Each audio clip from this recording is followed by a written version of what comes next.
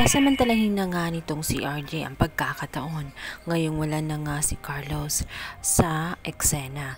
Dito na nga kanyang ilalahad ang tunay niyang nararamdaman. Kinausap niya nga itong si Lynette upang ikwento ang tungkol sa sinabi niya nung nakaraan.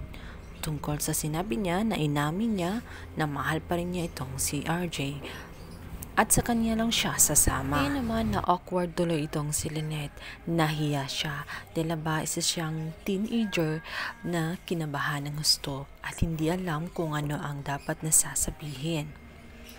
Kaya naman itong si RJ na nga ang nag-initiative at sinabi nito na deserve niya ang maging masaya at handa siyang ibigay kung ano man ang lahat ng pagkukulangan nitong si Carlos dahil hangad niya na maging masaya itong si Lynette. Kaya naman abot langit ang tuwa nitong si Lynette. Walang mapagsidlan ang ligaya ng kanyang damdamin kahit hindi niya ito sabihin. Subalit ang kanyang mga mata ay tela, nangungusap at masayang masaya sa mga naririnig.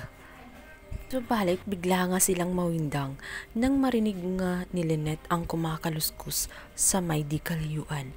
Napatitig siya kung sino ba iyon, sino ang nakatingin sa kanila. Agad niyang pinuntahan ang sulok na iyon. At dito nga'y makwento niya kay RJ na di kaya yun ay si Carlos na nakatingin sa kanilang dalawa. Nangangatog sa takot itong si Lynette. Parang bumalik ang kanyang trauma kung saan nilooban sila ng bahay. Tela, hindi siya ligtas. Ngayong nasa labas pa nga itong si Carlos at hindi pa tuluyang tahimik. Kaya naman hinihiling niya kay RJ na gagawin ang lahat ng makakaya nang si Carlos nga ay tuluyang makulong. Hindi siya mapapanatag hanggang si Carlos ay nasa labas pa rin ng kulungan. Dahil hindi pa rin sila ligtas, nangako pa man ito at nagbanta sa kanila na babalikan sila at kukunin ang mahal nila sa buhay. Ito nga walang iba kundi itong si Annalyn. Tama talaga ang kutob nitong si Lynette dahil si Carlos ay malayang nakatingin sa kanila. Nakatago ito sa may di kalayuan at nakatakip ng sombrero. Dito nga matapos marinig ang mga sinabi ni RJ ay galit na galit siya.